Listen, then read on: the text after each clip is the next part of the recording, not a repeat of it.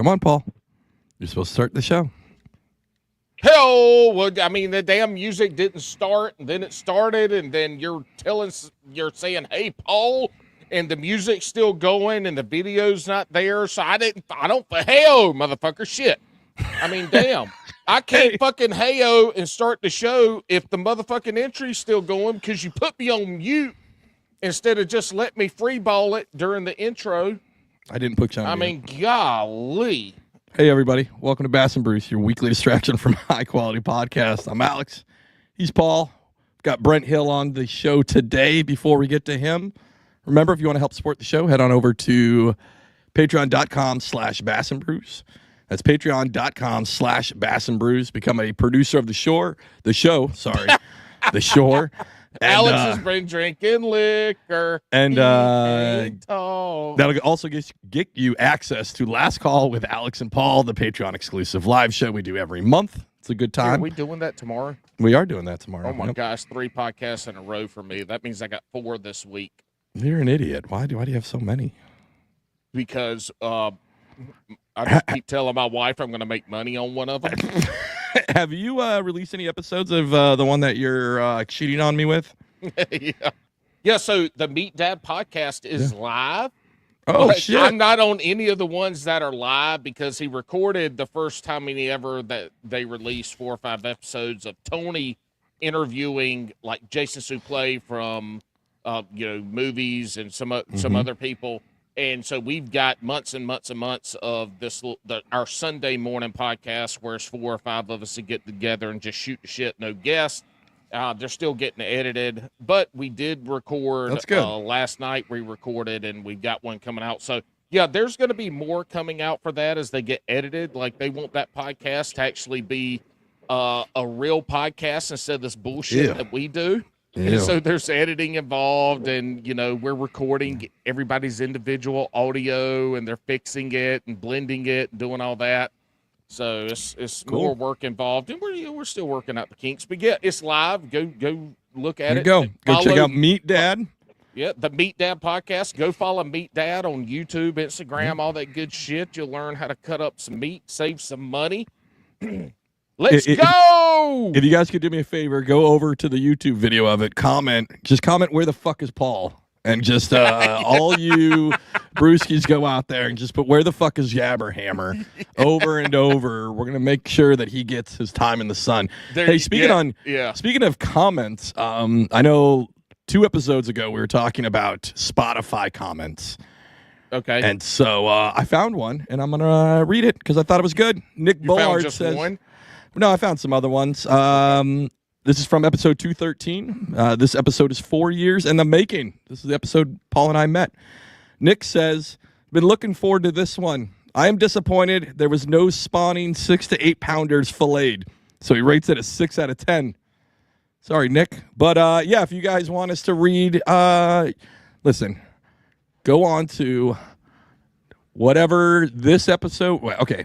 Here's how we're going to do this. Comment on this episode, and then on the next episode, I'll read whatever the funniest comment is from that. You can do that over on Spotify, and I'll also take comments off of YouTube. I'm not going to do it on Apple. I don't know if they do comments yet, but...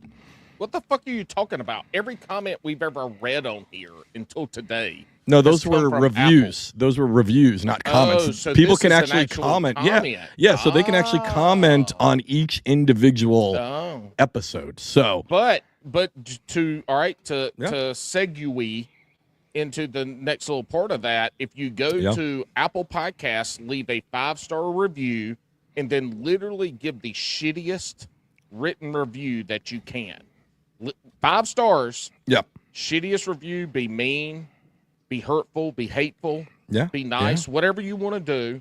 But I No, will be tell mean. you, we've had numerous people that have written the reviews, and Apple wouldn't post them. They were too mean. I don't know what the verbiage was that Apple said, but they were so bad. Yeah, they had to do it like multiple a couple times. people had to go redo them.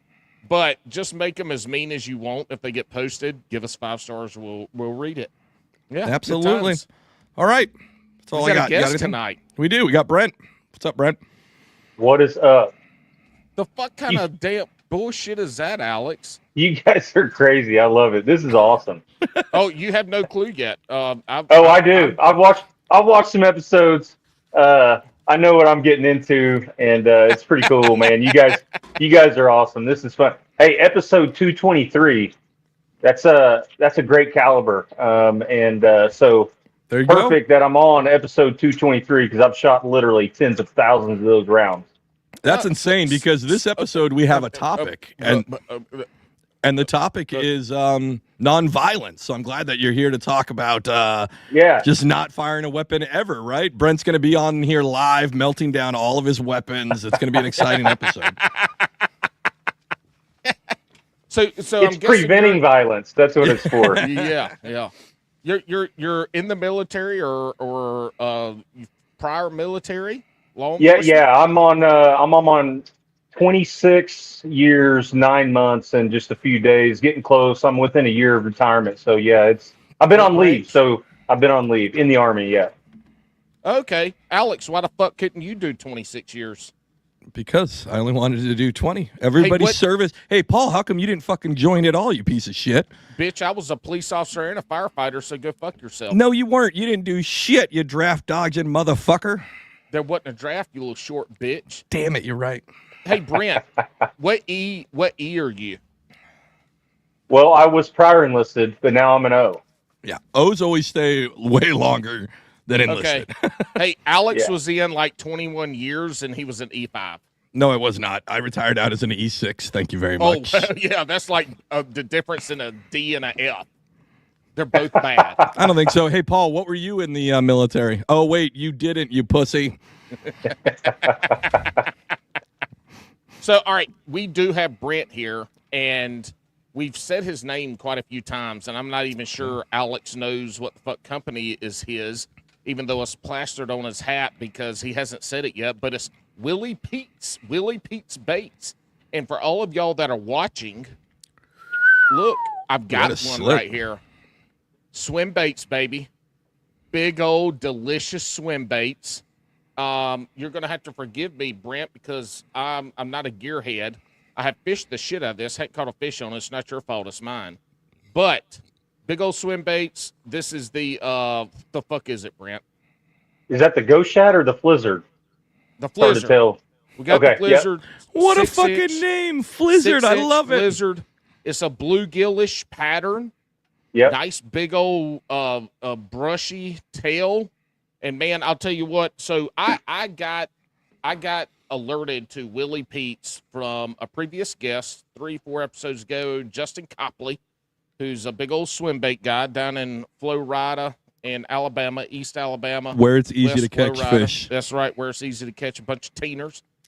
Little motherfucker. You don't even need and skill. He also gets to fish 3 days a week. But anywho, he got me on it, and I was talking to him. I want to start fishing some swim bait stuff, but I didn't want to do what I usually do and just start buying a bunch of shit.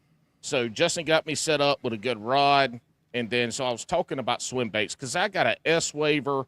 I've got one of the little Storm. I think it's a 6 or 7 inch Storm. What's that, a Rashi? The Arashi. Yeah, the Arashi, and then I've got a couple silicone stuff from a guy out of Arizona.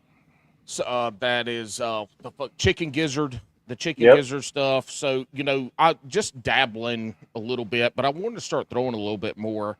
And he was going through the shit, and he's like, "Dude, you gotta get you a Willie Pete's." He said, "Willie Pete's comes out the box. It swims. You don't have to fuck around with it. It's easy. You can swim it fast, slow, all this shit." He's telling me, and I got it. And I'll tell you what. It's way better than the S waver and the stuff that I have. Like, it doesn't go off on its side, and I'm an idiot fishing it right now because I'm still learning. But I'm happy with it. It's great. It's beautiful. It's beautiful. Man, I appreciate that. Yeah, that's one of the designs about the bait is I wanted a guy to get a custom swim bait for a less price than a lot of them because, man, these are expensive. You're paying $100+ for a bait, right? It should come to you ready to go. So that's one of the goals that I have is I swim test them before paint, after paint, and make sure they're ready to go when I send them out and ship them to whoever, take them to the store. So Yeah, I think they're easy. That was one of the designs. Is I want to, a beginner can use it, and then a swim bait guy who's been throwing them for a long time can still like 180 it, do all the things that you're supposed to do with swim baits, burn it, chop it, slow glide it, all that. So that's the OG. That's the 7-inch that you got. That's awesome that it runs great, because a lot of the swim baits I've bought, I thought the intended action was to look like a dead fish on its side, because they just fucking roll over and sit there. And I'm like, what the fuck is this? This is ridiculous. So I haven't tried it out yet. I'd be scared to. I am notoriously known for bad knots. So, I'd be scared to throw one, but that's awesome. Hey, do you test them on the base pool? Is that what you're doing? Why everybody's in there swimming, doing PT? You just run that bitch through the pool and hopefully you don't snag it? I've actually got a pool in the backyard. And hey, funny story, I didn't want the pool. Wife wanted the pool, and I kept saying no. And now I'm kind of glad I did, because it started the swim bait business, and I can check them all. We keep it open year round. Don't ever admit that to her. I have actually. Oh, it's okay. Come on. Yeah. Well, you are an officer. She was now. right. She was it right. Makes sense now. You're an officer. He's trying to be, he's got to toe that line now. If you're still dirty enlisted, you would trust me. That staff sergeant's still in there. I can get like that. You know what I mean? You know what? So I don't know. I don't think so. You know what? Now that I've been out for no, I don't. I think all the Mustangs. That's what we called them in the Coast Guard. Enlisted to officer, we called them Mustangs, right? I think you guys just lost a little of that spark. Oh, hold on. You were in the Coast Guard? Yeah. 20 okay. years. You're like a warrant officer, CW5 in the Army. You're like a damn unicorn. There's like 10 of you people. Yeah. That's pretty cool though. It's like hard to get into. I didn't even know about what the Coast Guard was until later on. No, dude, I can already tell you seem like a great guy, but you've been in the Army a long time. There's no way your ass fab was high enough. Sorry. Like, there's just no way. No, Brent, this motherfucker doesn't even have a high school diploma. I do now. No, you don't. It's a GED. Oh, yeah, that's true. This is back in... Yeah. This is back way like 2002. They were hurting for motherfuckers. So as long as you scored over 80 on the ASFAB, they were bending rules all over the place. So he's also 5'1". So like they really wanted him in the Coast Guard because they didn't have to worry about him getting concussions, hitting his head going through the doors and shit on the boat. Listen, I'd see these tall motherfuckers, taller than Paul, try to shit on me for being short. I'm not 5'1". I'm definitely taller than that. But they'd shit on me for being short. And then as soon as we'd have a couple beers and a port call, and they're trying to walk through that boat, and they bash their fucking head on the overhead multiple times. I'm like, fuck you, as I do like somersaults in my rack, and they can't even fucking fit in there. So when they go to sleep, their calves are hanging over the end of the bed, and Alex is spread out like he's in a dude. I was stationed with a guy who was fucking 6'9". And we legit had to like saw off the top of the locker so he could stick his feet out because his feet wouldn't fit in the fucking rack. Like we had to saw shit, and then we had to build a little platform and add a pillow so he could fucking rest his feet. I was like, dude, you joined the wrong fucking branch, dude. You should have joined Army or some shit. Like, yeah. Alex, I've never asked you this, but I'm curious because my wife is short. She's 4'11", so I got a shorty. Alex, I've never asked a man this, so I want to ask you right now. What is it like sitting on a toilet to go shit and your feet don't touch the ground? Like, how do you get any leverage to poop? Well, one, that doesn't happen to me. But two, we are a squatty potty house. So I knew it. I was going to say it. I knew it. Yeah. We have squatty potties. You get a good, quick evacuation. Yeah. Opening that thing up, just letting it go. Yeah, bro, listen, them hemorrhoids. Nobody wants grapes dropping out the butthole.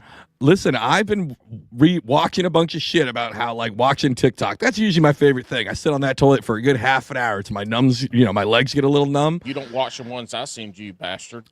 But I've been reading more and more. Like, that's so bad for your asshole. So I've been trying to. We've always had squatty potty, but now it's like I feel like I'm in the Stone Age. I go in, no phone.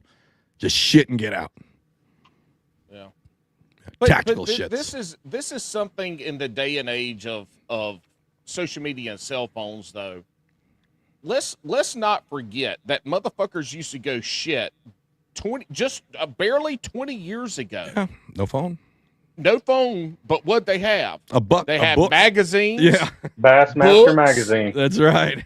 Newspaper. They were in there the same amount of fucking time taking their shits, flipping through the damn newspaper and the magazines. Except now it's just in a digital form. So don't let people say, "Oh, before cell phones and social media, we didn't sit on the toilet that long." Bull fucking shit. You were in there reading the newspaper and stuff. These assholes just can't read.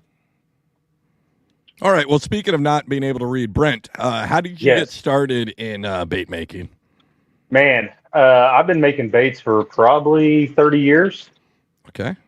Yeah, well, I mean, we kind of grew up pretty poor, so it was easier for us and cheaper for us to make our own spinner baits, crappie jigs, bass jigs like that. So I continued that for a long time. And, probably about 10, 15 years ago, I was kind of selling kind of low-key spinner baits and bass jigs and crappie jigs, jig hooks and stuff like that. So on the swim bait thing, I was buying $200 to $500 swim baits once a month.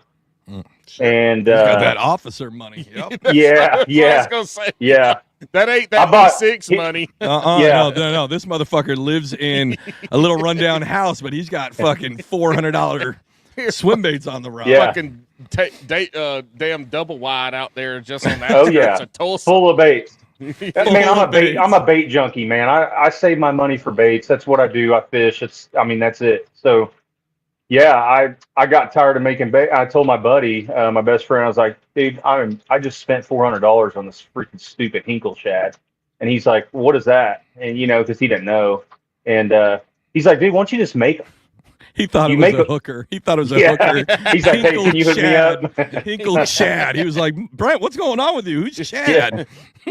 So I went on about a freaking 8-month journey trying to figure it out, man, and I did, and I started making them, and they swam pretty decent, and I started fishing them, and it kind of caught on with some of my friends that fish a lot, and so I started kind of giving them away. Hey, give me your feedback and everything. And it was about a 1.5 year long total process before I actually started producing them. Mm-hmm. But I went out to a lake here in Oklahoma and caught a 9-pounder on it the first time. And I said, okay, yep, this works. Oh, fuck. Yeah. So this works. So I've been tweaking it. I still tweak them. And I've got multiple different kind of versions now. But yeah, that's kind of how it all started, kind of long story short. But yeah, it's been a damn journey. What are they? Go ahead, Paul. Oh, it's a question for you, Paul. What's it feel like it's made out of, Paul? Is it wood? Is it resin? It's resin. It's a resin bait. So in this, thank you, Alex. This is, goddamn, we're working good tonight, bitch. Clicking. This leads into my question: is, do you have any kind of? Listen, things were going too nice. I had to kick him off for a minute just to fucking piss him off, and then we'll bring him back. That was awesome. The fuck, Bo. It's too laggy to be doing this shit all night. Go ahead. Finish your question, Paul. I didn't even start it because you kicked me off. I want to do it again so bad, but I won't. You know what? I'm going to change the password and then kick you off. Go ahead. We were clicking so well, Paul. Yeah, until you fucked it up. Sorry, Brent. Sometimes he's my podcast wife, and sometimes we have tiffs. It happens. It does. So, all right. Did you have like any kind of engineering background or artistic hell no. background? He was in the Army. I'm not asking you. I'm asking Brent. Shut the fuck up. Hold on. Yeah. Do you have any background? Sorry. Hold on. Look, it's 97 degrees in my garage. I've got 2 fans going in my portable air conditioner, and my balls are so sweaty now I might be. Man, I was hoping to be in the shop/garage, but we had a crazy storm. Oklahoma's been getting pounded in the what over the past couple months, and but at least Oklahoma got to pound Indiana earlier this week. So we did. That's why I'm repping right now. You know what I mean? So real funny. We want to get to your answer, but real quick, Brent, are you from Oklahoma originally? I am from Tulsa, yes, and I've made my way back to Oklahoma several times, and this is where we're going to retire. Actually, got some land over at Lake Tenkiller where the elites were a couple weeks ago. Nice. So. That's awesome. Hey, well, that's the goal. That's the goal. Paul. Hold on, Paul. go ahead. So real quick, from me to you, Brent, fuck you. You stole my basketball team. You fucking piece of shit. You personally stole my Supersonics when we got KD. I had nothing to do with it. Personally, Brent did it, just so everybody knows. Go to follow him on socials and shit on him for stealing the Seattle Supersonics. Hey, well, you're freaking welcome because they finally won again. They're So not you here can anymore. congratulate They didn't me. They're even not. win. They didn't even win in Seattle though. Not they couldn't true. beat Jordan. No, they did. They did. We won a NBA title. 1979 or something Yeah, it's like fucking that. way Yeah, old. I said Yeah. Jordan. This was pre-Jordan. They couldn't beat Yeah, that's Jordan. pre-Jordan. Yeah. We did. Well, listen, fuck you. Fuck Well, hey, Oklahoma. I have Episode's some connections. I have some connections to Oklahoma. I spent 3 weeks up in Osage County fighting wildfires. Okay. Yeah. Yeah, we Yep. got those here a lot. Yeah, you know. Osage County it burns, man. That you know how it is on those little rolling hills over there in the prairie land. They get going. Yeah, windy as fuck. It's actually perfect right now. Just a little bit of light drizzle but no power. But my neighbors are smart and actually have a freaking generator. Yeah. I've got 3 at my house. You're an Yeah. officer in the Army. Just fucking steal one. I had to freaking buy a pool so I could test swim. Keep- You the should have wife and stole kids. that. You should have stole that from the Army too. Get all your privates out there to dig. Man, you a hey, fucking hole. I got a sugar mama. I got a sugar mama. That's how it's all worked out. All right, Yeah. you guys need a Okay. son? No, we got 4 teenage boys. They're all good to go. So yeah, How about 2 Wait. more? You have 4. Say that again. we have a 21, an 18, a 17, and a almost 16. I thought you said. Damn, y'all got done with that shit fucking like bang, Yeah. bang, bitty, bang, bang. I thought he said I The have doctor 14 said 6 weeks. It's I thought- been 6 weeks and an hour. in an hour. Give that You little- ready, lady? Yeah. The Hey, stitches baby. were still in. Hey, baby. Sometimes you get out of the field and things happen. I thought he said he has 14 aged sons. I was like, 14 motherfucking Here's- kids? There's that GED coming in. Yeah, Fucking exactly. No comprehension. All right, back to Swimbaits real quick. Real quick. This is before- how the podcast is going to go. This one question about what you actually do for swim bait fishing, we're never going to answer it, but we're going We'll get to do what we can in parts. So designing this resin, Yeah. how to get the shape. Were you out there with a bandsaw and a piece of wood to start it off Yep. with? Like, how do you get the disc? And everybody that's listening, not watching, I'm holding up the 6-inch Blizzard Yep. Chad. How do you get to that? So that shape right there is actually traced of a frozen shad that I caught at Grand Lake. I snagged it on a crankbait. I took All right, that Mike shad. Long. I took that shad. Yeah, thanks. The You're Mike welcome. Long- I took that shad, put it in the live well, and then took it home and immediately froze it. And after about a week, I took it out and traced it on a block of wood. I tried to get as close as I could, to the actual size. I didn't want to get like too super detailed with all the gills and all the, scales and all that because I like to paint. So I went with that, and it doesn't look exactly perfectly like a shad, but the actual outline of it is a shad, and it was about a 6.5-inch shad. Did you hear about doing that from somebody else, or you were like, because I feel like, I wonder if more people are doing that. Like, I want to be this bait fish. Let me just fucking snag this thing and try to recreate it like that. I think. Man, that's I think smart. a lot of guys have. I think there's a lot of the swim bait makers, and I know a lot of them now since kind of been doing this for a little bit. But everybody has a different process. Some guys,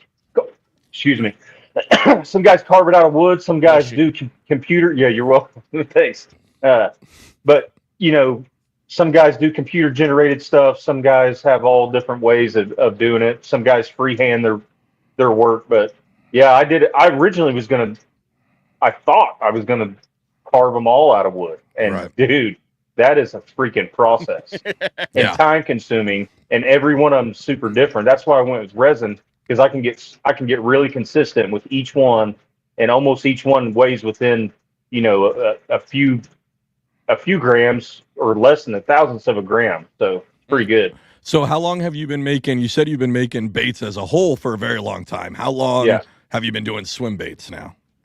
It's been a little over 4 years. Okay, that's good. And you're still kicking around. A lot of these folks, I feel like, do it a little bit, and then they try to like, I'm gonna get like super rich and famous for making swim baits, and then after a year they fall off the face of the earth, kind of deal.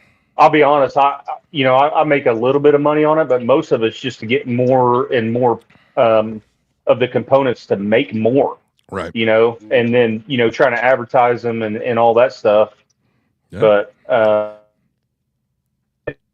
when you're buying resin and micro balloons and hooks at the rate I am, you're not making very much money. And it's just me and my son making them. That's it. All right, I got a question for. Oh, hold on, real quick. Is this a garage thing? Are y'all in the garage with? So, all right, 2 questions. First one, okay. You carved this initial pattern, shad pattern, out of wood. Yep. Hand drawn from a real shad. Did then at that point you have to take that one wood one that you made and send it off and hope it gets to a place where they can make the mold for the resin? And it, it not get lost in shit? I did. No, I did all the molding and everything initially. Oh, shit. I spent a lot. I wasted a lot of damn money on silicone. Let me just say that. My wife was like, "What the hell are you doing?" She thought you were P. Diddy with all that silicone floating around. Yeah, she's like, rub that on me. But Brent goes out in a full. This is a lot of silicone for me not to have seen a dildo yet, sir. Yeah, and I just couldn't get the shape right on that one, so we went with the swim bait. Well, I'm glad you mentioned that. With your 4 years of experience, we're in the process of developing a swim bait right now. Well, it's actually a top water. It's a top water bait. It's called the Long Smalley. Yeah. Right. It's going to be for BFS fishing. You know what I mean? The little micro stuff. Yep. But it's going to be a wiener. And initial designs is that the balls are going to kind of turn like a whopper plopper. But I wondered what you could do with that, if there's any way you could maybe prototype. We have some other people doing prototypes. We should have a prototype challenge on who can make the micro wiener topwater bait. I'm telling you right now, those big girls will eat it. Those big girls will eat it. That is true. A big girl does love a little wiener. I don't know why, but they just eat it, choke on it a lot, So it is. Before we started, Brent said, I don't really cuss a lot. He does at work, but not on these, out in the public things. And then he's talking about situational dependence. It's situational dependence. He's talking about big girls choking on wieners. Come on. Well, I got a shirt that says, big girls love my little Willie. So there we go. Yeah. I need that shirt and that hat. Yeah. I've got to, if they're on the website, I'm going to go buy them. Man, they sell out so quick. It's freaking hilarious though, but hey, I'll get you hooked up. If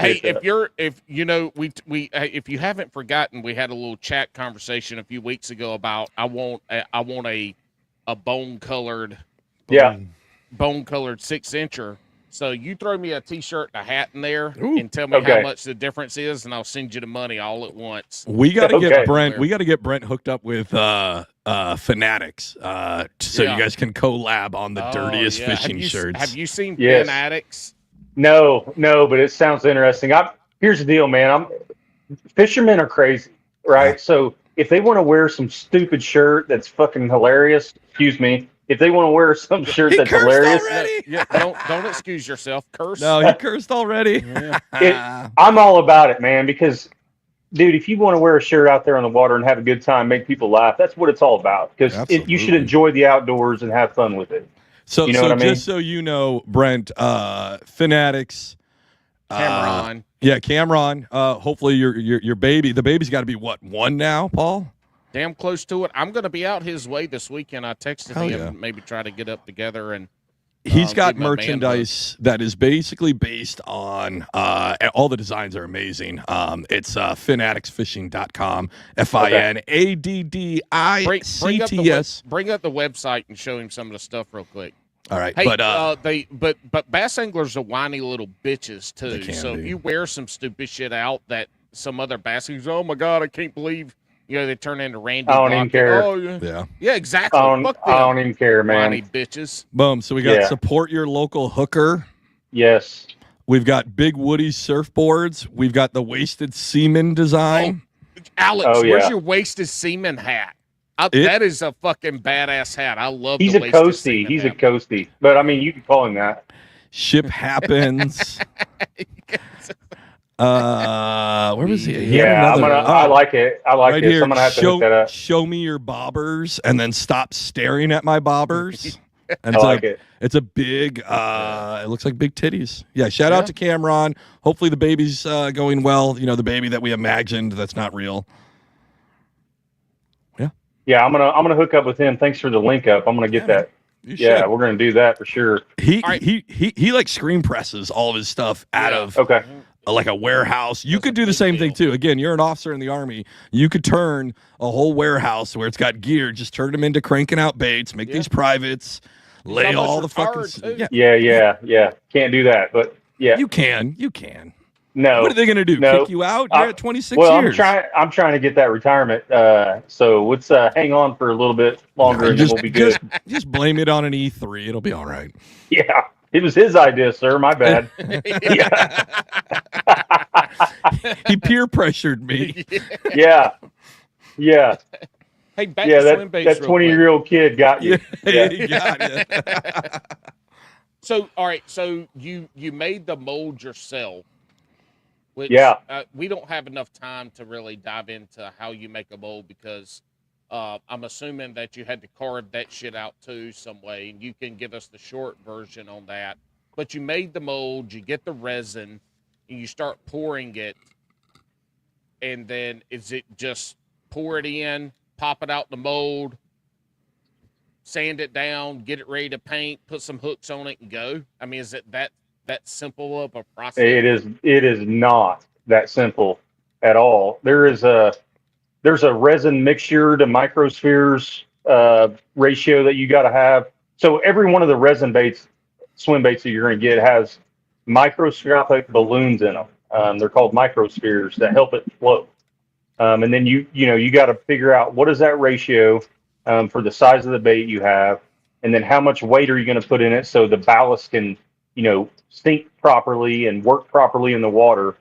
It is a damn process. And, like when I had the OG Willie, that 7-inch one that you got, it's kind of, evolved over the years. And then I scaled down and I thought the little Willie was going to be easy. It was not easy. It took me about 6 or 7 months to get it right, to swim right. Ooh, holy shit. So, I worked with a bunch of different recipes, and you think you would just scale something down a quarter of a scale or half a scale and it would be fine and you could just adjust your recipe, but that's not how it works. You gotta do a little prototyping. Yeah. Wow.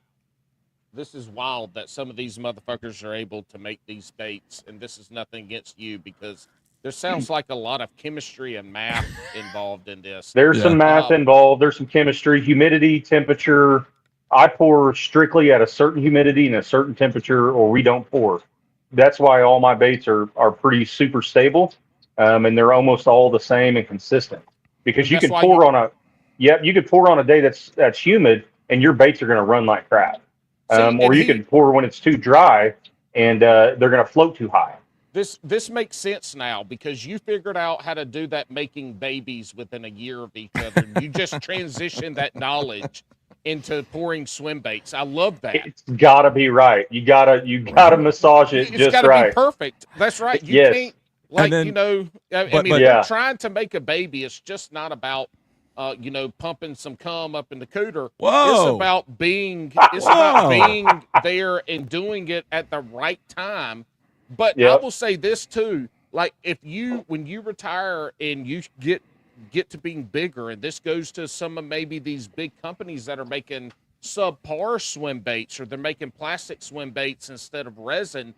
Look, if you come down to places in the South, the people cooking meth could probably be some really good fucking swim bait. Fuck you, Paul. Pourers. Yeah, dude, they'll stay up for days, dude. I could get 300 or 400 done in a couple days. Fuck you too, Brent. You both just stole my joke. I had this whole thing about how fucking rednecks can stay up all night making baits, and Brent was really just doing this so he can get all the skills to transition out of the military into meth making. But you guys beat me to it. Man, I never thought this was going to get as big as it is. I mean, it's crazy. What, meth? No. I'm not there yet. I can't talk about that yet because of the clearance purposes. But I like how most people are like, I can't wait to get out of the military. I want to try marijuana. Brent's like, I want fucking meth. Yeah, why do that? Yeah. I mean, go right in, dive right in, dude. I can stay up for a week. We can get all the orders done, all the retail shops. We could be done in Brent's 4 or 5 not days. trying to chill out at all. He's into full. He wants old school Hell's Angel speedballs. That's what he's going with. Fucking crystal meth, baby. That's it. Why not? Woo! Why not? Hey, we're close to Mexico. We can get the good stuff before it's cut up. You know what I mean? He's even going farther. They're going to start calling you Brent Fentanyl Hill. Hey, Britnol. my wife deals with fentanyl every day. I'll have her get it from the hospital. Perfect. Britnol. And he's got all those micro balloons. He's going to start micro dosing fentanyl. Oh, those micro balloons will be good for getting, drugs into the prison too. Hey, so these micro balloons, do they come all right? Just throwing it out here. Explain to us what is it look like a balloon? Man, you can't even tell. It honestly, it just looks like talcum powder. You can't tell. I mean, they are microscopic balloons that you put into your resin and you mix it up, and you've got to. So they're teeny, they're microscopic. Yeah, they're little tiny balloons, and what it does is it creates air pockets in that resin to help it float. All right, so how many would I have to put in my wiener to double it's been a hard size? time. I don't think there's enough. I don't think there's enough. I can't tell if that's because they're so small or he's making a small dick joke. I can't tell. Well, I was going to make a small dick joke that the micro balloons are, sometimes it's hard to find one that doesn't come off. It's too big. Slippy slidey. Yeah, the thing about the micro balloons is that there's so many different types, and I've gone through a lot of them, and I've found the right ones. But there's different resin mixtures and micro balloon, microsphere mixtures, and I've done a lot of them. I wasted a lot of time to get it right, but it's right. Goddamn fucking flies! I saw that fly. My trash can's in here. It smells like a fucking slaughterhouse. It's 96 degrees. I took my underwear off, so it's rough. It's rough. It'll be a wild night. In the studio wild night at the Hammer House. No, bitch, I'm going to bed.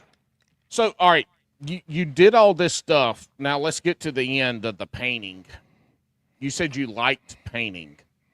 Was this the designs and stuff? Was it just stuff you came up with? Did you base it off of another lure color pattern? And is the painting something that you like? Is that what you like to do?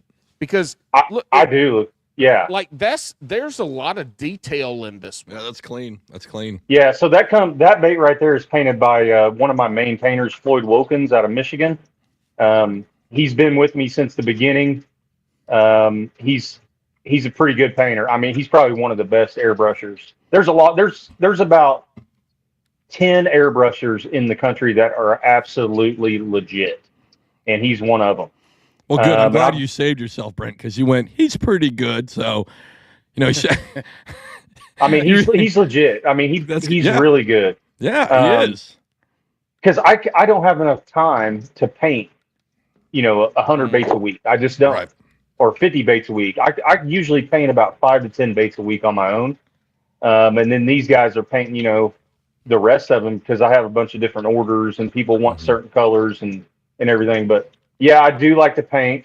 I've been airbrushing for several years, probably decades. And I would paint, old crankbaits and stuff and try to repaint them. And I used to airbrush all my jig heads, and then that dip came out where you could dip in it, heat it up, and dip it in there. And I started doing that because it's a lot easier and less time consuming. Yeah, and it was good, and they don't break off. So, but yeah, I've been kind of airbrushing and doing crankbaits and stuff like that. So whenever I started making these, I started painting them. Well, what's funny is Brent said he can only get 5 to 10 done a week, and what he doesn't want to tell you is, as we've said, he's in the Army, so he's finger painting those. He sits down with a little schmuck on, and he's just doing them all by his fingers. He's a real good boy. He gets them done with minimal mess. I get them done, man. I get them done. It's not crayons, though. You know what I mean? That's what I was about to say. If it was a Marine doing it, you throw it in the water and swim it back 2 or 3 times, and the crayons would be all. And then take a bite out of them. Yeah, I was going to say, if there was a Marine doing it, nothing's getting painted because they're just going to eat the crayons and then fight the paint. They'll just punch the shit out of it and take a nap. No, I started going with some of these painters, and I mean, they're just unbelievable. So, I mean, their level of painting, I mean, that's what they do. So their level of painting is on a different level. And I got about 4 patterns that I paint now, and that's what I stick with. And I don't paint anything else, so I let them paint all that other stuff. Your painters, they're that good. Where are they mostly out of? I have a theory on this. Where are they? What region of the United States are they mostly out of? So I've got Krista Mazik, Colorado Customs. She's in just south of Denver. Okay. And then I got Nathan Pierce over in San Diego area, West Coast. Okay. I've got a local girl here that paints here near Oklahoma City, and then Floyd that's up in Michigan, and then Peyton Stump who paints for KGB. He's in Missouri. So you threw my whole theory off, except for the guy up north, because up north they run like fish decoys. Have you guys ever seen that? No, I've never seen. What are you talking about? So they run fish decoys when they're like ice fishing for big pike up in like Minnesota and shit like that, right? And these are very lifelike wood. They're just a fish decoy, and they some of them sit on top of the water. A lot of them have that like neutral buoyancy, so they sit kind of in the middle, and they're made out of wood, and they're painted ultra realistic because it's to draw in big pike. And then a lot of guys that use them spear or Triton, you know what I mean? Like they have the 3-pronged Triton that they'll fucking launch down the fucking ice hole and stab a fucking pike and then pull it out. While they're sitting in a shack with a heater on watching some TV. Yeah. And eating with brats. their truck sitting on the ice. Yep, crazy. Exactly. Yeah, man. Yeah. Crazy. But I don't do that. I don't do that. The fish decoy scene is like huge up north. They're Hey Brent, you're in Oklahoma. I don't think you've seen any ice thick enough to walk on, more or less park a truck on. Right? Yeah, right. Yeah, typically dudes who walk on ice around here, they either get severely injured or don't make it. Or dead. All right, Hold on. Duck hunters around here are crazy. They get crazy. They'll break some damn ice for some steel and some mallards. Look at that. Oh my god! Wow. Like those are carved out of wood. See, I bet those motherfuckers are expensive too. Like that's some collector shit. No, yeah, but That's people crazy. actually use these to fish with. See the hook on the top? That's to lower them down the hole with a line. Wow. That's not a hook. That's That's what I said. You knew what I meant. Shut up. You said a hook, bitch. I fucking Hey, hate you all right. So much. my last question before we get to talk about some other stuff. The tail on this, so I used to be in construction. I did a lot of painting. Feels like a paintbrush. So are you buying a bunch of cheap ass paint brushes from? Nope. From not Temu? anymore. Okay, so Not this anymore. is this specifically made for swim baits? That is specifically made for paintbrushes, but I cut out the middleman. I quit buying high-end paintbrushes, and I contacted a business out of Carolina that builds paintbrushes, and I buy the paintbrush bristles in bulk. Okay. Fuck yeah. Nice. Smart. Where in Carolina? Which knew it. Carolina? I knew Paul was going to be like, where? In North South Carolina, South- it's a Carolina Brush Company or whatever it's called. What Carolina. town? I don't know. I have to go and look on my invoices. I just get it every Jesus. month. You don't know what fucking town? You just trusted somebody from South Carolina to send you shit? Not even Yeah, knowing they're what town trustworthy, in? right?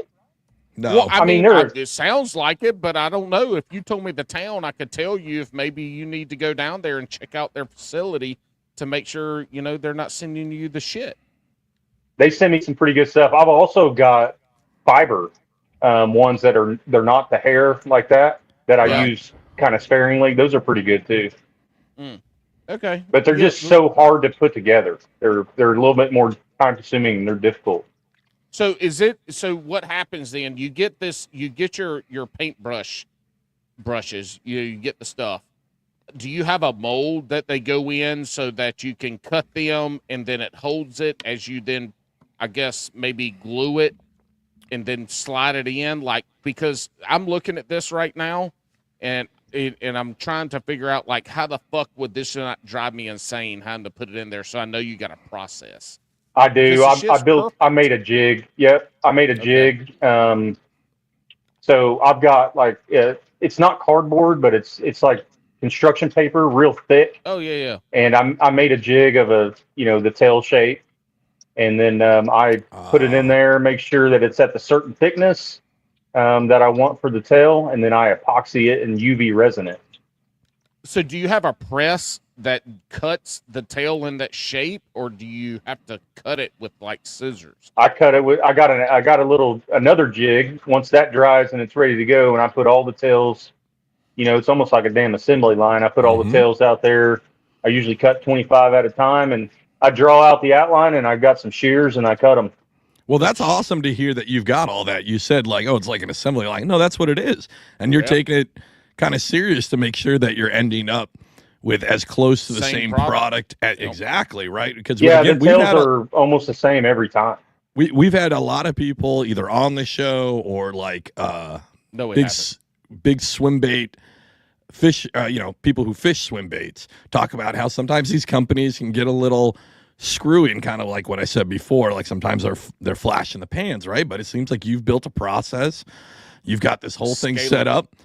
Thank you, Uncle Sam, because obviously that's the military drilled into you. Like you have processes, you've got probably a check sheet, you've got I got a safety checklist. Of course, you have a check. Yep. I have a recipe book, all that. Yeah, abso-fucking-lutely. That is one thing after doing 20 years that I didn't think was going to happen is that I fucking checklist way more than I care to admit. I checklist fucking everything, and it's just like drilled in. Yep. Grocery, camping list, freaking whatever. Yep. Yeah. Going to the lake, you got to process whatever. So yeah, I mean that's one good thing the military did do is teach you how to break down processes and do things smarter. And that's the thing is like you don't work harder, just work smarter. Exactly. Listen, the military, we're salary. If I can get that bitch done easy and quickly in an hour, but they're still going to pay me for 9, I'm going to fucking do it in an hour, right? And listen, the military is basically ChatGPT before ChatGPT, because you're absolutely right. We can take something complex and break that shit down so some dumb from Oklahoma, I'm sorry. Yeah, me. Yeah, absolutely. No, hey, I'm a dumb country kid that figured it out. But they could, like the military breaks it down to where like anybody, the lowest level soldier or sailor, they got to make it right for them E6s 20 years in. No, like so they break all that down, and it's. I didn't realize that till I got out, that I was still like checklisting shit, making quick reference cards in my head. Even in my head, like, all right, what do I got to do? This, right? That was like the 2 great things I got from the military. 3, I guess. A pension, which is great.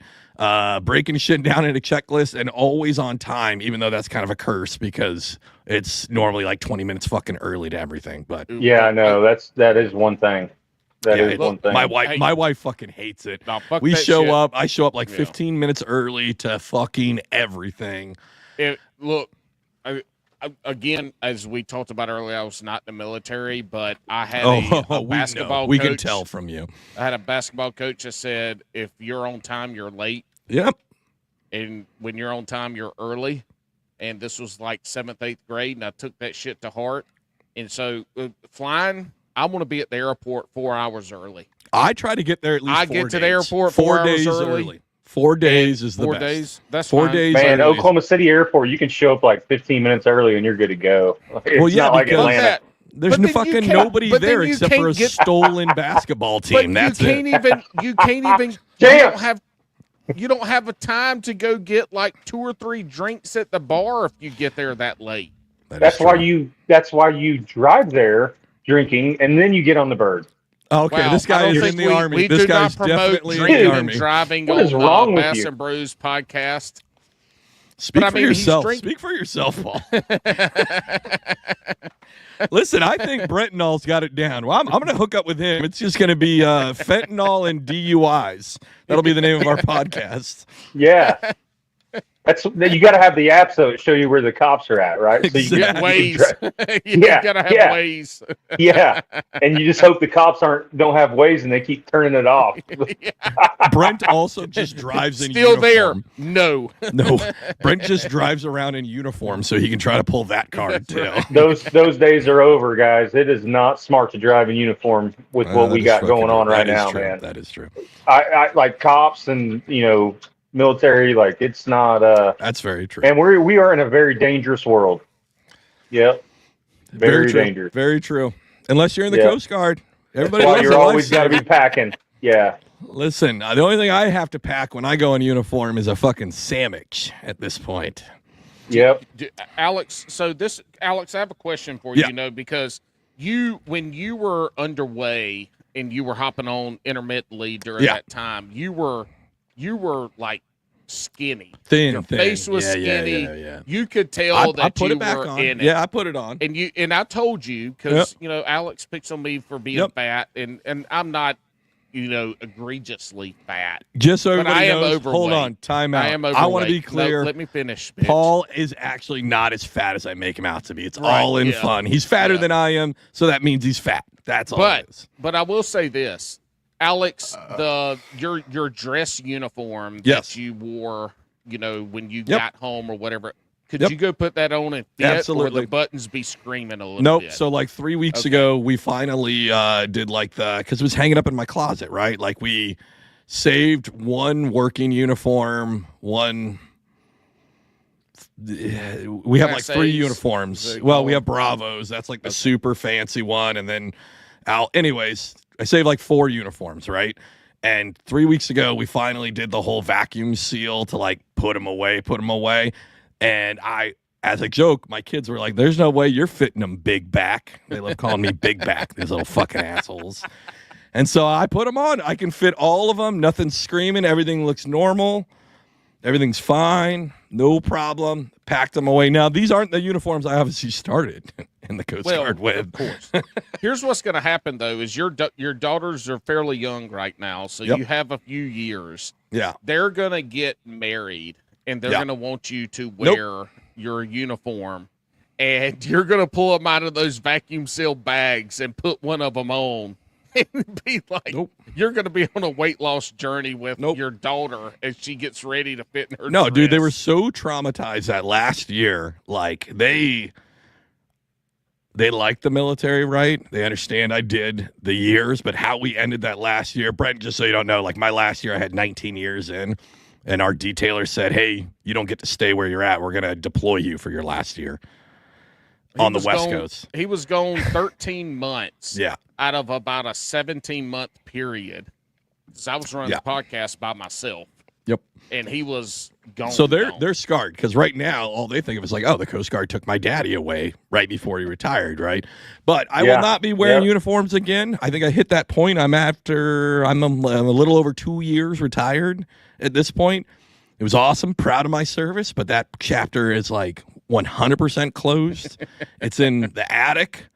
It's gone. Like I don't even have my shadow box displayed. And it's not that I don't like my service or what I did and all that stuff, right? It's just that chapter's closed and the new one is opening. There's no reason to. Yeah, dwell. my chapter's coming to an end, man. It's all approved. I've been going through my retirement counseling stuff, so it's getting close. Listen, man, it's really Getting cool. close. You've been in a lot longer than I have, 6 more years, and that's like in civilian terms, that's like 20 years basically. That from 20 to 26 years is basically like 20 years off your life, basically. That's a lot of years. But you were an officer. I take that back. You were an officer, so then it's like you're not really working. You're just stealing all the ideas of enlisted. Yeah. So Yeah. it is a little different. So, No, Britt, it's let me Yeah. ask you on that. So you're going through the retirement process now. Yep. Yep. Do you have do you get any kind of nostalgia at this point yet where you know it's coming? Do you get any nostalgia where you're starting to miss it yet? Or is it still just the daily grind and so it hadn't set in? No, I mean, I've been reflecting a little bit over the past probably 5 or 6 months of, just the people. And Mm. Alex probably knows it's the people that you're around and that you become friends with. Like I could probably call some guys that I haven't talked to in 5 years and pick right back up because of the stuff we've done together, the training we've been, the deployments or whatever. I'm gonna miss those type of guys. Man, I'm not gonna say like, man, it was a mistake or whatever, but I'll be honest, I never intended to join the military. I just wanted to get college paid for, and I ended up staying. And my reasons continued to change. When 9/11 happened, I said I want some payback, and I stayed. And then I had a kid, and we got Free deployed. healthcare. And then Yeah. yeah, and so it's like, hey, okay, and then bam, I've been in 10 years, and it's like, oh, I can do 10 more. And then they're like, hey, we'll send you those. Yes, I don't want to go to officer school. They're like, well, you probably couldn't make it. And I was like, I'm going. And then here I am, multiple years later, right? So, but yeah, hey, it's been great. I'm ready to move on and do something different, whether that's making baits or whatever else it is. Making meth. Yeah. Meth. I got to figure out a way to not get caught. What was that movie? Breaking Bad. With the Breaking Bad. I got to figure I got to be smarter than that guy. We got to figure some stuff out. But you got to keep your military links, and again, you just continue to blame the E3 over and over. You just keep hammering. I can dude, do you're that. enlisted. So yeah, you're an officer. That's my question leading up to that answer is this. Is you're making these baits. You said it's really grown in the last couple of years. You've been doing it for making the Willie Pete swim baits. Do you expand on that, or do you just keep doing what you're doing and fish more or hunt more and just get out? Yeah, Or I mean, so I do sonar. decoys? No, man, that's a whole other process. I actually know a guy who makes them, and that is a big time process. I don't have that amount of time, or do I want to? I do sonar teaching and I do some crappie guiding and stuff like that. So, I'll probably do some of that, but I mean, I kind of want to see where Willie Pete's goes. I mean, we were at the Classic last year. We just got into Shields. I'm in like 8 retail shops in Oklahoma, Texas, and Missouri. So, I mean, it's going pretty good. I'm trying to expand it, but I'm going to need that extra time, and I'm just not there yet. And I'm going to need some people to help me. And I've got some plans, and if guys keep catching them and love the baits, and I think the biggest thing is to provide the best customer service I can. I just had a deal today. A guy emailed me and said, hey man, I lost a pin. I said, send me your address, the hinge pin, send me your address. So I shipped it out today. And told him, hey, bend that pin just a little bit so it's snug, so it didn't fall out. And I sent him some extra hooks with it. I mean, you gotta do stuff like that. Yeah. So Justin, because you're making custom baits for guys that are spending, $100 freaking dollars for one bait. Yeah. That's insane. That's a lot of money, man. And Justin, they are owed the customer service. Absolutely. So Justin told a story to me, and this was again one of the reasons why I bought this bait is that he bought one, I don't know, a couple years ago, whenever it was, and he took it out, and some of the paint had chipped off the bait, and he messaged you, and you told him, hey, send it back, I'll send you a new one, and there were some other specifics in there, but that's what happened. You ended up sending him, a replacement bait. And you're like, I don't have that color, but he's like, hey, I'll take this one. So that was one of the things that, again, him talking to me about any idiot could take this bait, take it out of the box, tie it on, and throw it, and it worked. And it does. And then it was the customer service side, like him telling me, and this before I ever reached out to you, like that stuff made me feel comfortable with me investing $100 and something into a lure that I don't know anything about and going to. So well, that's a big deal. A big difference. Yeah, that's a big deal because you go to a big store, you're going to pay more for like a Storm, or I'm sorry, you're going to pay less for like an S Waver or a Storm, right? Because they're mass manufactured. So you as a small But they're business plastic owner, too, so right? But you as a small business owner have to separate yourself because you are going to charge a little bit more because you can't make them. You know what I mean? Your costs are different, right? So the biggest They're thing not that you can bulk. do, right? Bulk. That's the word I was looking for. But the biggest thing you can do is give good customer service, legendary customer service, and it's huge. It's awesome. That matters a lot. I think there's too many small time bait makers who don't stress that extra. Like they think they do, but they're not actually going above and beyond in that category. Yeah, and I've developed a lot of relationships with guys that have bought baits. I've got a couple guys that have bought over 20 baits. Wow. And it's like, so the way I do it is I do custom order. You know, you guys all know about the drops and all that stuff, right? Everybody Yep. kind of knows about the drops. So I kind of do it different. I do a pre-order, but I don't Okay. charge people for a pre-order. Right. So you get on a list, and then I figure out how many color patterns I need of that, and then I send them to those individual painters to get those colors painted.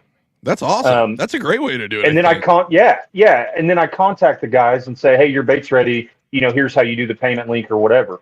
And then Dude, whatever's left goes to retail, and then whatever's left after that goes on a drop. So, and that's how I do it. I kind of do it backwards from a lot of other companies because guys are hitting me up wanting certain colors or they want custom painted stuff, and I can have my guys, you know, do that. Hey, you know, the painters, hey, can you paint this specific thing? Yeah, I can do that. Okay, cool. And I usually do 2 of them, so I can, you know, have an extra in case one of them didn't, you know, come out right. But that's awesome. if paint comes off one of these custom baits, it's typically because there was an error in the process, and it's, you know, everybody wants to blame the painter or the bait maker, but it could be if you handled the bait wrong and you got a little bit of your oil on there before you put a base coat down or primer, or if the clear coat didn't dry properly. And typically when I get baits back, I wait 7 days before I even sell them to let the clear coat fully cure. Yep. So, and these are all things I've learned over the years, right? Because I used to get them back and then immediately sell them, but I wait. You know, so you're waiting an extra week once I've got them back and they're hanging, drying, and they're curing, because that all these have automotive clear coat on them. High-end paint jobs, high-end clear coat, high-end resin, and they're just more consistent than that plastic. You are going to be a really good drug dealer. Like, you are going to make sure that it's all high-end stuff. It's none of that cheap baking soda. It's none of that other all bullshit. Tested. Tested. A lot of prototyping. Yeah. Well, listen, we're going to get into something silly in a minute, but I feel like you've set up such a good foundation for an actual small business that is going to succeed. I would hate for maybe, I don't know, a company from Seattle, and I'll steal that fucking company away from you and then become a really good bait company that everybody knows about on the big stage. That'd be really fucking poetic if that happened. Yeah. You know, laid all the framework, gave you one of the best players ever to grace a basketball court. You know, I mean, you did that. You did everything, and then just it'd be great if you just stole into Seattle. You know, I don't know. Maybe Boeing wants to get into Swimbaits. Yeah. Well, they're big. They're big here. They're big here in Oklahoma. So. Yeah. Well, if Boeing gets into the swim bait game, I can guarantee you they're going to be fast sink straight to the bottom. I was about to say, get them back. I'm about to say the fins are falling off fucking instantly. That shit ain't staying on. It's going to hit the water and just break apart. Yeah. They're going to fuck it up. They will. Hey, Brent, real serious question before we get to the fun stuff. This is a serious point in the show. Have you ever played a game called Marry, Fuck, Kill? No. All right, so I'm going to give you 3 options. Hold the fuck on. I know. He's an Army officer. He was probably he was probably that guy. This is like some Step Brothers type stuff, right? It is. He was probably the guy who, like, on deployment, he always never went out of bounds. He was always following the rules. Guys, it's 10 o'clock. Man, you're drinking too much. I can't talk about some of the crazy stuff we've done. I bet you, Brent, his main job when he was in the barracks as a young man was to find all the barracks bunnies and get them out. Like, that was his job. He was like, ladies, you've served your country enough. Get on Man, we in combat arms, we didn't have females integrate until, man, I was probably, man, it hasn't been very long. So, Really? man, it was just a bunch of dudes playing spades and going, slamming dominoes whenever we had, any off time.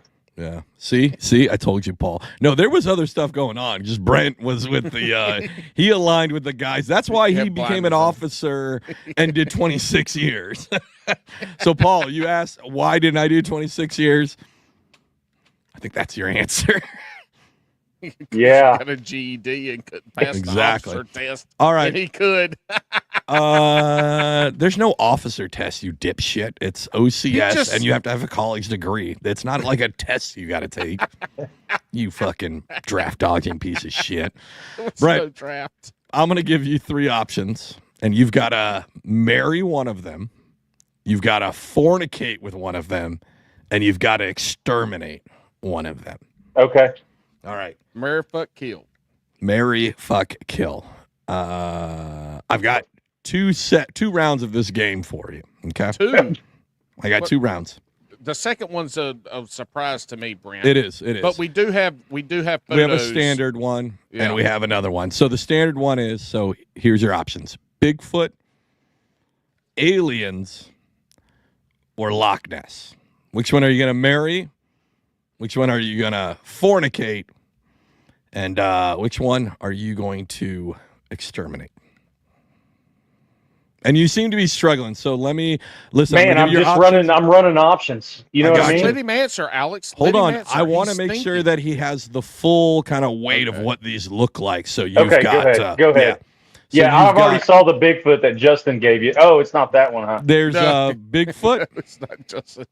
There's aliens, Oh, wow. or there's Loch Ness.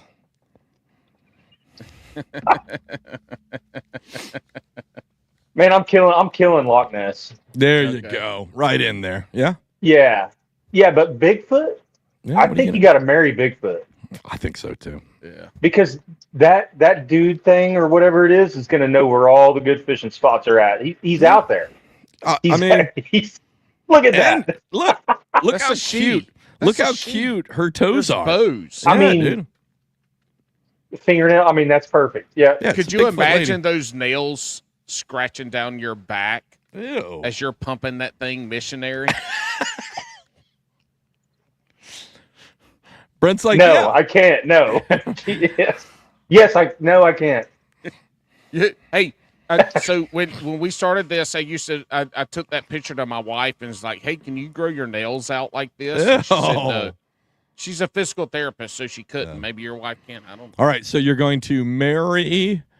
I'm gonna hook up with the alien, man. Dude. That's a good one. Is it the probing that does it for you? Well, it's just go somewhere you've never been. Oh, Do something different. I like that. Oh Yeah. shit! Brent's trying to get like a Yeah. vacation out of this. Yeah, man. Hey, baby, Yeah. let's go on a 2-week tour of the fucking universe. And Elon Musk is doing it all the time. He's sending guys up there to hang out. Why can't I go? Brent I'll goes, probe "Listen." you probe me, 2-week vacation, and then it's over. Don't you? Yeah, Brent's maybe looking learn for- some secrets. He's looking I don't for know. 2 weeks in Uranus. Yes, it's in Missouri. I've been there. Dad joke. It's in Missouri. It's in Missouri. Shit, that's a shitty alien trip. You're just going to Yeah. Missouri. Fuck. Uranus Chocolate Factory. It's a real thing. It is. I do have Yeah. some chocolate from there. Yes. It's very tasty. He loves chocolate from Uranus. Solid. Listen, I'm you heard it telling here you. first. Starfish chocolate bars. Army officers love chocolate from Uranus. Yes. All right. Well, speaking of Army, all right, you ready? Here's your next set. Again, same rules: marry, fornicate, kill. Enlisted officers or warrant officers. Man, I can't even answer that. Yeah, you It's can. wrong. It's wrong on so many different Listen, levels. no, you can answer it. Look, I'll No. go first.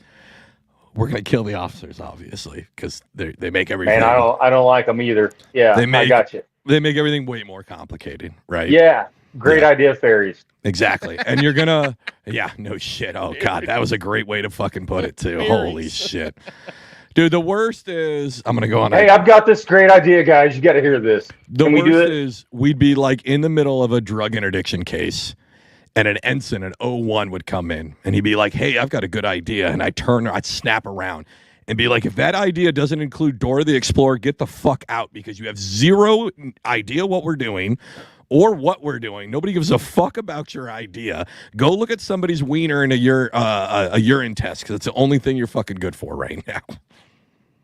The old TP guy. Yep. Yeah. So we're killing officers, right? Okay, I'm with you. All I'll agree to that. Yeah. All right. And then we're definitely fucking enlisted, right? Because one, I know you want to because you're an officer and officers love fucking over enlisted, right? That's their job. Yeah. But also the weirdest people in the branch, it's always the enlisted. So they might do some weird shit. You know what I mean? Yeah. Get a little crazy. I did that. Yeah. Right, exactly, right? Yeah. And then you're going to marry the warrant officer because you want a good work-life balances. And warrant officers never fucking work. They're never there.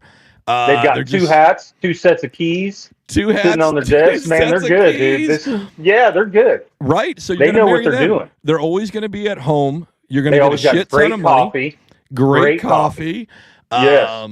You're always going to go to every service ball. That's the only time you see them is at an event, and they can bring out their smoke show wife. That's usually how it works. And you're like, what the fuck? One, I didn't know you were at my unit. Two, where did you fucking pull that? Warrant officers are amazing. So you're definitely going to marry them so you can lock that up. Yeah, that's probably why my warrant officer packet got denied. Oh, yeah. Well, why? Because your wife's, are you saying your wife's not hot? No, he's not. No, that wasn't part of it. They just said, hey, we don't need those right now. You need to go do this. I'm like, damn it. All right. Yeah. The warrant officer, if anybody doesn't know, it's like a officer, but not. It's like they're technical, like experts. They're like an expert. Yeah. So most of the time, when you become an officer, you could do like a wide array of jobs, right? And it doesn't always mean like something, especially, I don't know, in the Coast Guard. Even if you're a Mustang and you go officer to enlisted, it doesn't mean you're gonna do what you did when you were enlisted, right? You could go do fucking something else. While I've done the entire same thing in the whole time, man. I've been field artillery. Oh, so you just get paid more? No, I didn't want to do field artillery. No, I mean I love it. Don't get me wrong, but I didn't want to do what I was doing enlisted. But that's just what the needs of the unit, or the needs of the Army was at the time.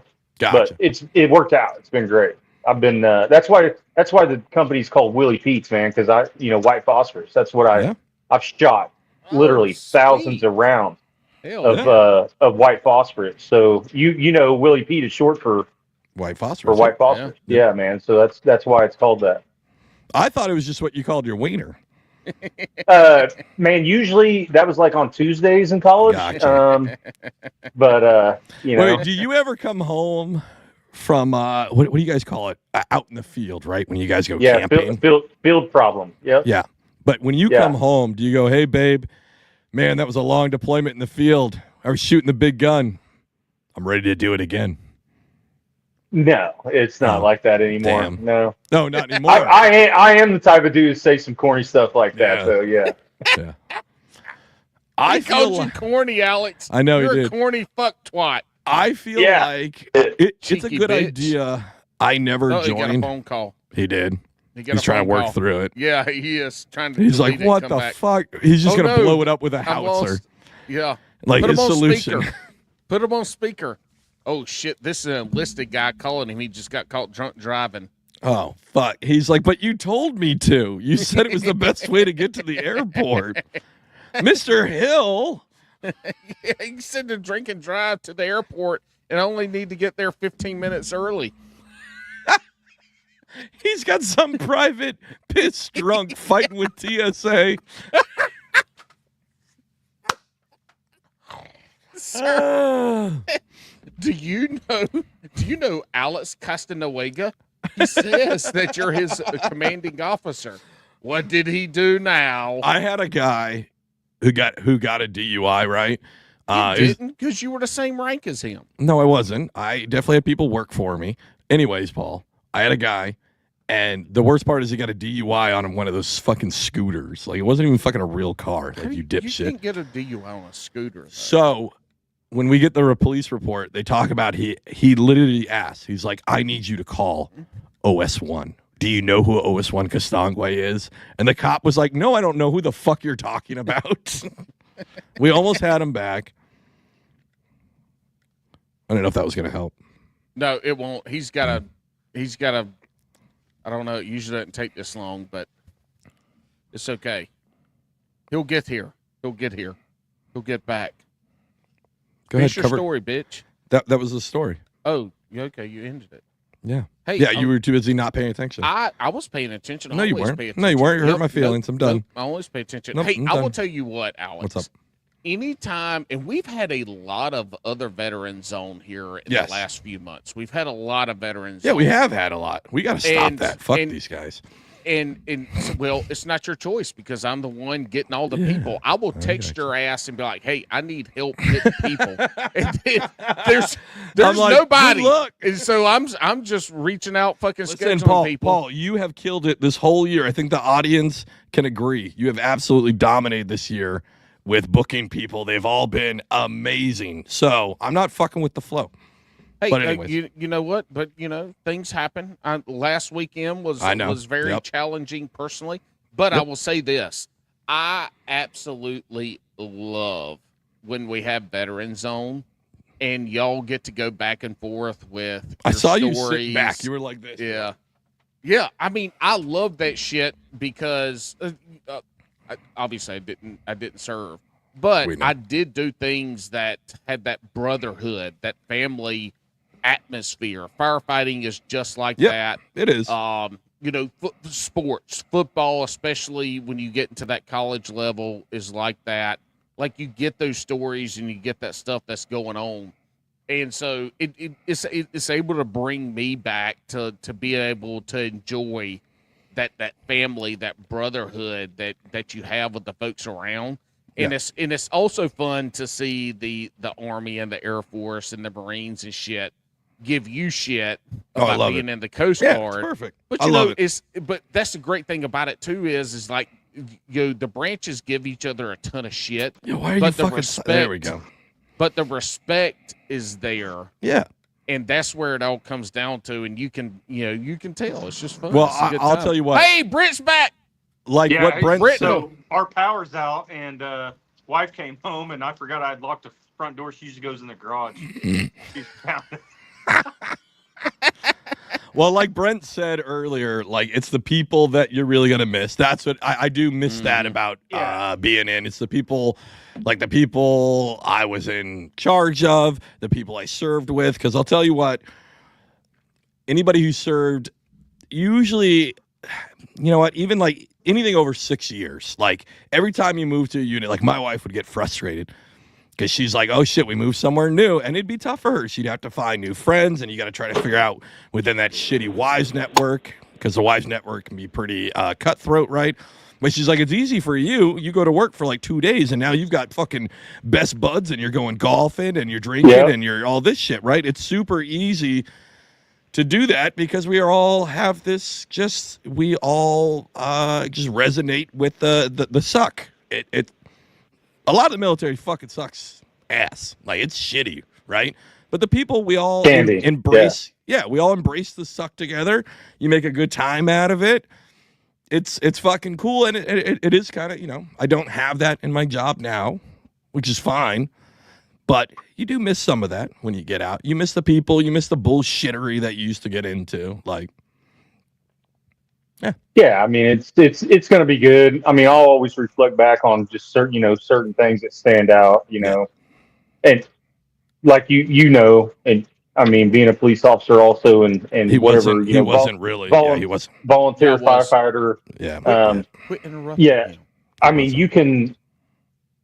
if you can do some of that crap, you can do anything, and it's really it's your mental approach to things, and I think that's one of the things I think sets people apart that go through that kind of lifestyle. I'll tell you what, after like 10 years, there was like from 8 to 10, I was super negative sailor. I was not, I was just negative. Like I wanted to get out, and then I realized it wasn't smart to get out. So I stayed in, and then I was just super negative on shit. And about that 10-year mark, I was like, why the fuck am I being so negative? Like, this shit's going to suck whether I'm fucking negative or positive about it. So why not just be positive about it, right? You just embrace it. And usually you can get through it. Like, there's a lot of bureaucracy. There's a lot of hurry up and wait, right? That's like a famous phrase in the military, hurry up and wait.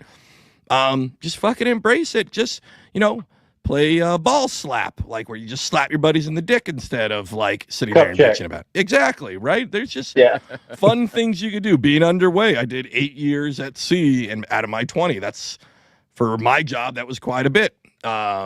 And it sucks. There's times where you're not doing anything. You're like, why the fuck am I away from my family? Why am I out here? Yeah. Right? Instead, what you do is you fill condoms full of hot mayonnaise and you fucking sling them at your brothers in the face and you laugh at them. Yeah.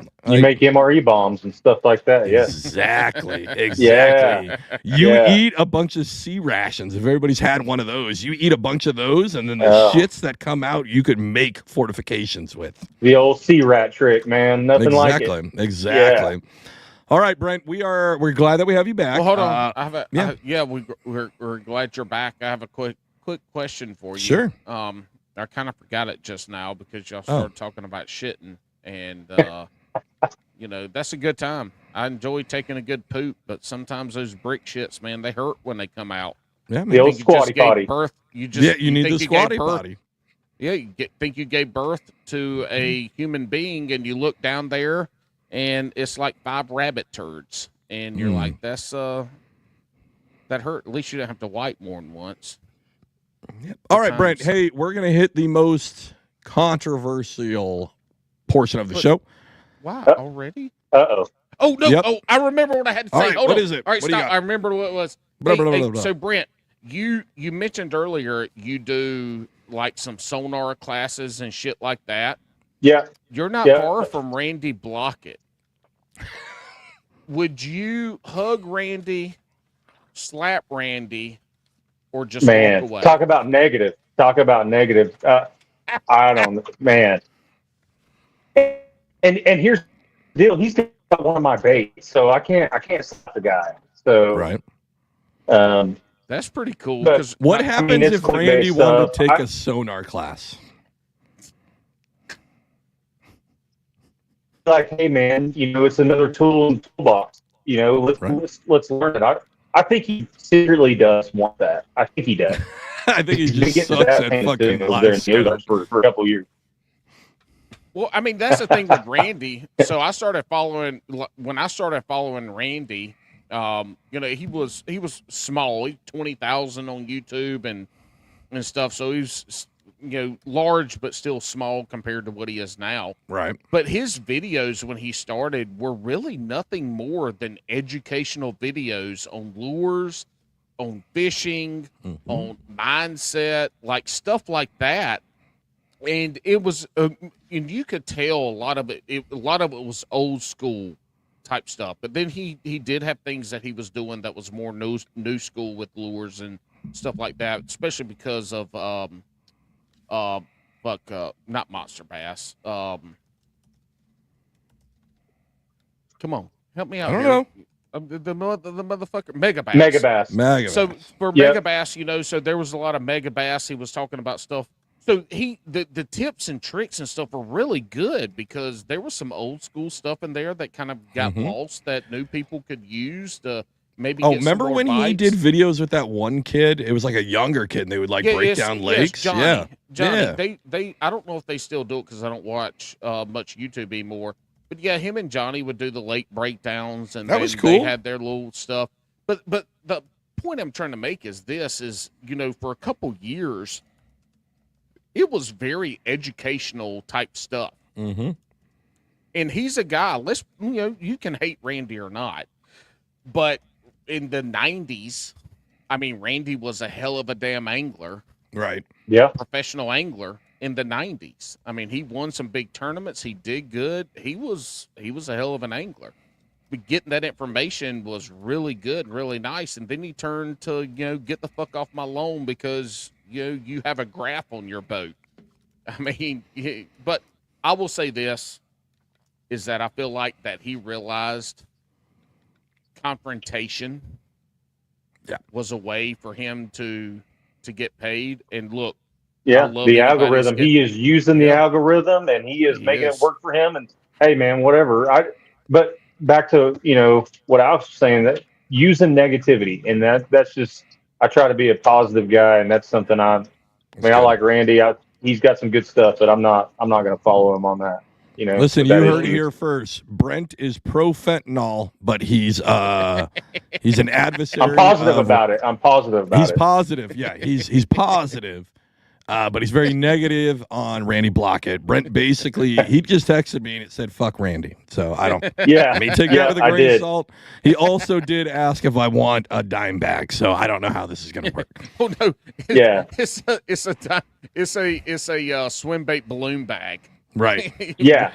Oh, and just be clear, Brent's so close to retirement. If the Department of the Army is watching, hey, I'm just joking. Let him get his retirement. I think I'm good. I haven't said anything incriminating. I'm good. Alex is the only one that said anything stupid tonight. Yeah, come get me, Uncle Sam. I would agree. Bro. I would agree. Come at me, Uncle Sam. I got my DD214, motherfucker. I will say this. Though. We'll cancel that check on the first. You'll be good. Bullshit. Hey, his wife's a postal person, so they're raking in the money. Yeah, we got guns for days. Oh shit. Yeah, raking in the money. Sorry, he said postal. Hey, I will say this though. It's cool as shit Randy's got one of your baits. That is cool. I mean, for somebody that is so like bait centric for the makers of lures. It's pretty cool that he's got one of yours. It's pretty awesome. Yeah, he did like a top 10 lure thing. He used to do that all the time, and he had one. And it was pretty cool. I was like, I got a text from a buddy. He's like, "Hey, dude, Randy Blockett just blasted you on YouTube." Oh shit! You didn't even know this is I didn't even know randomly. I remember that episode. Fucking cool. No, I remember that episode. He fucking shit all over your bait. He said it was unfair because he kept catching too many fish, and he fucking raged about it. He thought it was bullshit, and he said everybody should go back to his speed worm. And then he said, "No, the speed worm's too fast. Everybody should fish a Ned rig only," and that's what he's looking for in the Bassmaster Elites. Yeah, that sounds about right. Paul, $1 million idea. We do the Ned Master Elites, and you can only use a fucking Ned rig. And the original TRD. That's it. Just tiny. Oh, wait, never mind. They already have that. It's called MLF. My bad. Whoa. Wow. Bam. Fuck you, Alex. Bam. You see how I set that up? Brent, and then I knocked it out. Brent, this motherfucker hadn't been bass fishing in it Fuck you, Bassmaster. Fuck you, MLF. This dude has not been bass fishing in 8 months.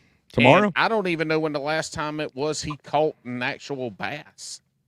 It's been beginning of August. A year. Beginning of Man, August. hey, if you don't want to throw a swim bait and you want to throw some super finesse stuff, I do make the dice too, so we can get you hooked up. There we go. I've got the dice. I got the hairy balls.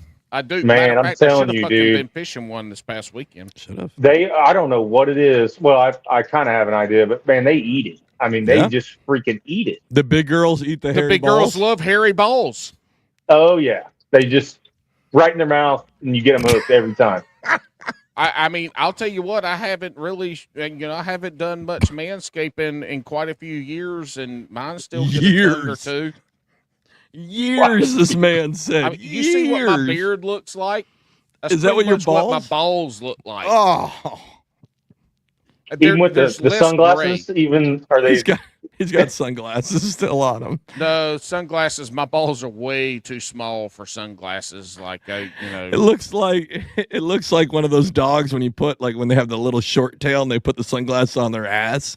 Paul just puts the sunglasses on top of his little pecker, and it's just balls hanging out and a little wiener holding it up like a nose.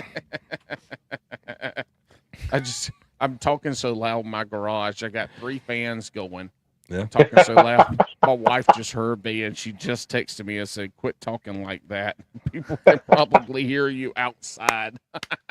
Somebody's walking their dog, and you're like, "I haven't fucking landscaped down there in years." See, look, I'm getting text still. Oh, that's I'm funny in trouble. as shit. I'm getting in trouble. Well, Brent, we're going to hit the most controversial portion of the show, but before we get there, I want to give you a chance to shout out where people can find you at. Find these awesome baits, and then anybody you'd like to maybe shout out. Yeah, WilliePeatsBaits.com. That's the website. You can go on there. It has all my contact information. On Facebook, Willie Peats, and then on Instagram, Willie Peats Custom Baits. And you can hit me up, message me, like we talked about earlier. If you want to, pre-order, I don't charge you until the bait's ready, or you can wait until I do a drop, or you can contact Shields in Tulsa, Lucky Lure in Oklahoma City, several places. OHIV Elm Creek, they got them. Lake Fork Marina's got them. REI in Seattle. Yeah, man.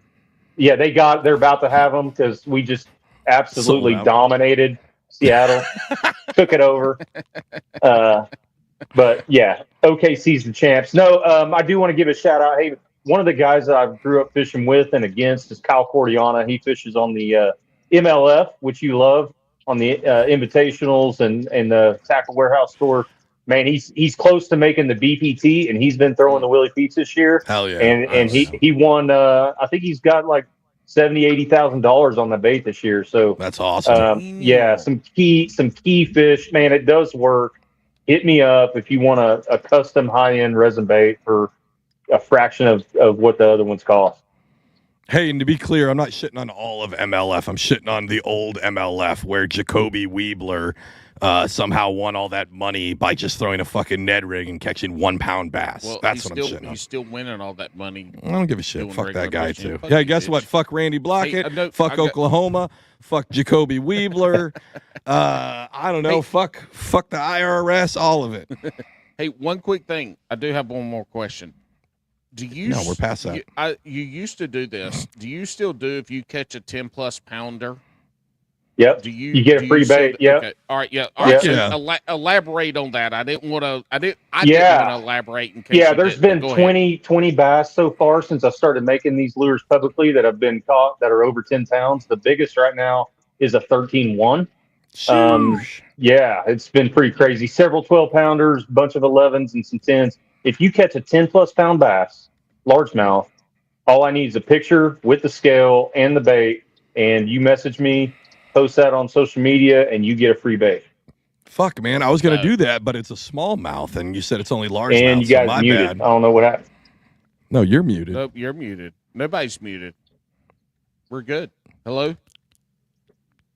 Hello? I think it's his here. headphones died. Headphones died. His headphones died. Can you hear us now? Can you hear us now? Can you hear us now? You there? Yeah. Can you hear us? Your headphones died. I can now. Yeah, your headphones died.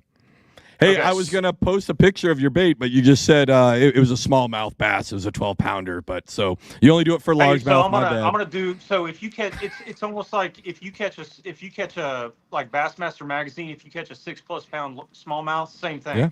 I'll do the same thing for you. All right. If you catch a 6+ pound spotted bass, same thing. What happens if I catch a 1 pound crappie? Will I get a free bait?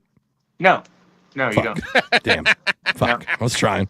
How about a 20-pound striper?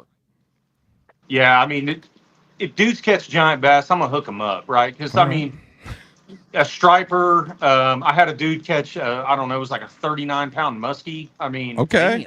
Yeah. This one guy he's trying to catch a bluefin tuna with it. He's been fishing out in the freaking Atlantic on it.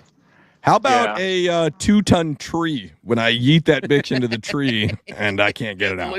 I will sell you another one. There it hit me up. Price it. All right, here we go. It's time. Boys and girls, let's see how far down the rabbit hole we can go today. Woo! It only takes one. All right, Brent, we are going to hit the patent pending Bass and Brews. That's a good looking bait. Shotgun round. We're going to ask you a set of rapid fire questions. We just need you to answer the questions. We don't need a full explanation, anything like that, unless we actually ask for one. And yeah, are you ready? Because this is either going to bring you to the highest highs to become a serious angler or the lowest lows to the dark waters. I'm ready. Let's go. All right. Crocs or flops? Flops. Okay. I knew it. Yep. I knew. Hey, Brent, do you fish out of a boat or a kayak? Both.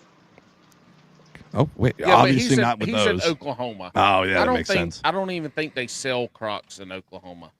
Yeah, they got them. There's a small amount of people that wear them. A small, just midgets running everywhere. Is that what you mean? Yes. Small amount. Yeah. Yeah. So Alex is Exactly. Hey, are you gonna spend more on a rod or a reel? Man, it's usually equally, but man, a good reel is probably what I'm going to go with. ooh, I'm I surprised did not see by that coming. I know swim bait guy. Yeah. Swim bait Well, guys are I've mostly got my own rod rod. guys. I've got a guy that makes my rods for me, so it's kind of like All right. Texas or wacky? wacky. He's like none. What? My fucking swim baits. That's what I fucking fish. But he said wacky. Yeah, we man. go from him making fucking big ass swim baits To to wacky being rig. like wacky rig instead Dude, of if I always have a wacky rig Cinco on the deck. If they miss the swim bait or the frog, you throw a wacky in there, and it's almost Makes 9 sense. out of Makes 10. sense. yeah. Makes sense. All right, that makes sense. See, this is why he's a bait maker and catches fish. Yeah. And Alex and I suck. Why we run a podcast about That's fishing. exactly right. That's not about fishing. The only fishing podcast not about fishing. Hey, That's right. you're gonna go fishing for like 4 hours. 5 Would you hours. would you rather catch 5 2-pounders or 1 8-pounder? 1 8-pounder, How about a 7-pounder? 7, 6, 6. 5. Yep. All right, he's just going for big. Well, you're a swim bait guy, so I would think that you're I just love. I mean, I love big fish, man. That's the goal, right? I mean, right. try to catch a big one every time. Speaking of big ones, big go ahead. fish are like big titties. Yes. I mean, they're just more fun to handle, Yeah, and they're more fun to take pictures of. yeah. True. Great points. Great points. I don't. That should be the tagline of the show. This show's like Yeah. big titties. Yeah. Well, no, we're pretty small. But it is true. Yeah, we're like an A cup compared to other podcasts. Serious anglers are like big titties. With No, nice they're all little ass. Did you small not see nipples. Bailey's ass is out of control? But so we're they're talking about boobs, not booties. all right. Hey, you're on your way to go fishing. Is it slow jams or is it hype music that you're listening to? Man, it's hype music. Let's go. Let's pump And the what does jams. that Let's mean get after for it. you? What is hype music to you? Dude, I've got all kinds of stuff from Rage Against the Machine to Korn to Dr. Drizzy, whatever. I mean, let's go. He's got yeah. all the dad rock. I fucking Yes. love it because Fuck that's yeah, dad man, rock. 90s. Yes. I'm yes. in the 90s still. Fuck yeah, man. Yes. That's right. The Love 90s, it. early 2000s. Let's roll with it. I love it. I love Yes. it. Pineapple on pizza. Yes or no? 100%. I like it. I See, like it. I don't. This is. And you throw a this is little chicken breast on there, and it's over. Chicken breast and pineapple.